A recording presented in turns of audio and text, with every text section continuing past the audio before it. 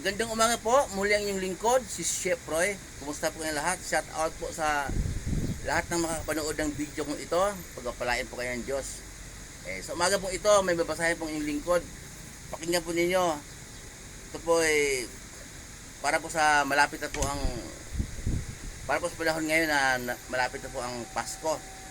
Nababagay po sa panahon. Pakinggan po ninyo sa Mateo 2:1-3.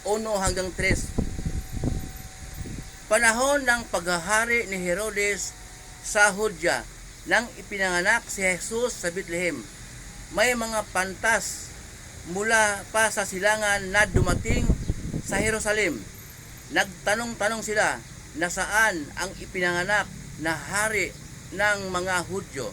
Nakita namin sa silangan ang kanyang bituin, kaya't naparito kami upang siya ay sambahin. Nang mabalitaan ito ni Haring Herodes, siya ay naligalig, gayon din ang buong Jerusalem. Yan po ang ibig sabihin po noon, nung pinanganak ang ating Panginoong Hesus, may dumating pong mga pantas mula sa silangan. Malayo po pinanggalingan ito. Nagtanong-tanong po sila kung nasaan daw pinanganak ang hari ng mga Hudyo. Nakita daw nila sa silangan ang bituin ni Jesus. Si Jesus pong tinutukoy noon na hari ng mga Hudyo. Nakita po nila sa silangan ang bituin ni Jesus. Kaya po dumayo siya, kaya parito kami upang siya ay sambahin. Hindi po biro yun, dahil kaya po sabi, nang mabalitaan ito ni Haring Herodes, siya ay naligalig, gayon din ang buong Jerusalem. Kaya po naligalig si Herodes dahil nung panahon yon, siya ang hari ng Hudyo. Ibig po sabihin ng mga Hudyo, taga Juda. Parang taga Bulacan ka, di Bulaqueño ka. Taga Cebu ka, di Cebuano ka, ganon. Kaya si Herodes po ang hari ng Hudyo. Mga taga Juda po yung Hudyo, ibig sabihin. Kung siya ang hari ng Hudyo, bakit mayroon pang dumating na galing sa mga maraming lugar na nagsasabi na nasaan ang ipinanganak na hari ng mga Hudyo? Ang pinakamalupit ito, naparito kami upang siya ay sambahin. Kaya po, nataranta po si Haring Herodes. Di ibig sabihin noon, yung bata na yung paglaki, maging hari pala. Akala po nila ay hari na gaya ng Haring David, Haring Saul, may mga sundalo, may mga kaharian na sasalakayin siya, pagpapatayin mga sundalo niya, at pati siya patayin. Kaya nataranta po siya. Kaya po, inuusisa niya ang mga pantas. Palihim niyang tinawag na, kailan ninyo nakita ang bituin ng sinasabi niyong hari ng mga Hudyo? Inuusisa po niya. Tinansya po ni Herodes kung kailan lumitaw at yung panahong yun.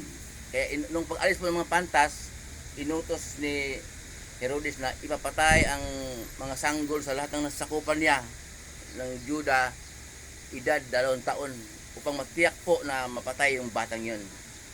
Ayun ang ibig kong sabihin noon. Ang ibig kong sabihin, ang pagkakaintindi po nila ay ganun, maging hari, ganun ang hindi nila alam na ang paghahari ni Jesus ay iba. Ang ililigtas niya ang ating mga kasalanan. Kasi po nung kinausap si Maria ng anghel na sinugo ng Diyos na si Gabriel, ang sabi ni Gabriel ay, magsilang ka ng sanggol na lalaki at pangalanan mo ng Jesus. Ibibigay sa kanya ng Diyos ang trono ng kanyang amang si David upang maghari siya sa angkan ni Jacob magpakailanman. Ang kanyang paghari ay walang katapusan. Kaya ang akala ng mga tao noong panahon yon, ganun ang paghari ng ating Panginoong Hesus. Hari, may kaharian, may mga sundalo. Ang hindi po nila maunawaan na ang paghahari ng Panginoong Hesus ay hari ng lahat ng hari ay kaligtasan natin.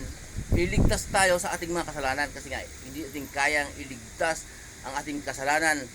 Sarili natin ang ating asahan, hindi po natin kaya iligtas. Oras-oras po minuto-minuto nagkasala po tayo. Paglabas din ng bahay, nagkasala po tayo.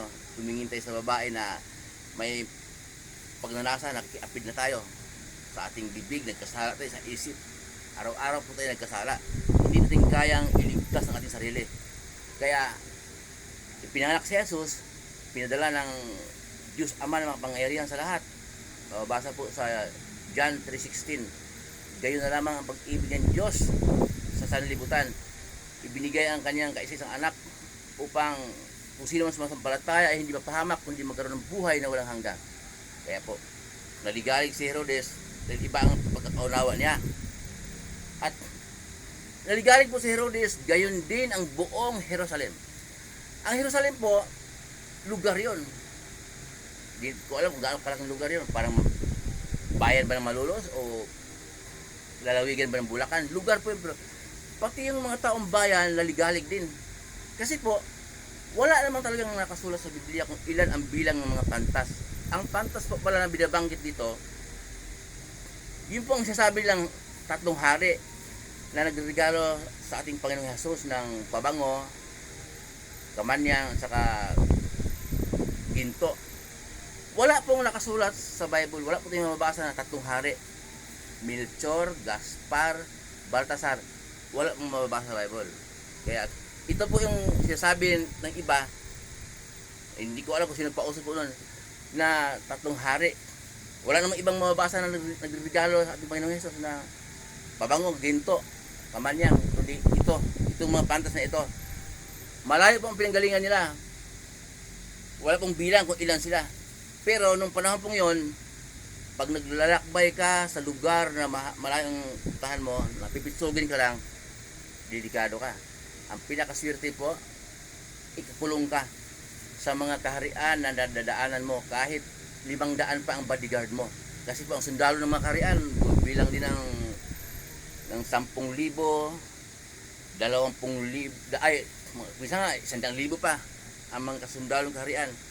Kaya mapapatay po kayo kung pipitsugin ng maglakbay. Kaya ito pong mga pantas, sabi ng iba, hari daw. Hindi po ito pipitsugin. Malamang po may mga bodyguard to ng mga pandigma. Kasi nga, nataranta, naligalig ang buong bayan, taong Jerusalem, buong Jerusalem. Kasi si Herodes, hari, maraming sundalo yan naka-alert na. May mga dumating na nagtanong-tanong, parang astig pa. Nasaan ang ipinanganak na hari ng Hudyo? Baka ang pagtanungan noon, mga tauhan pa ng hari na si Herodes. Tanong. Halimbawa, ikaw si gobernador, may dumating na nagtanong-tanong, may mga bodyguard, nasaan ba ipinanganak ang magiging gobernador? Magugulat ka. Ako yung gobernador sa akin pa nagtanong. Kaya naligalig si Herodes, ganun din ang buong Jerusalem. Ito pong mga pantas na ito ay hindi po pipitsugin. Malamang po may mga bodyguard to na hindi basta-basta ang bilang.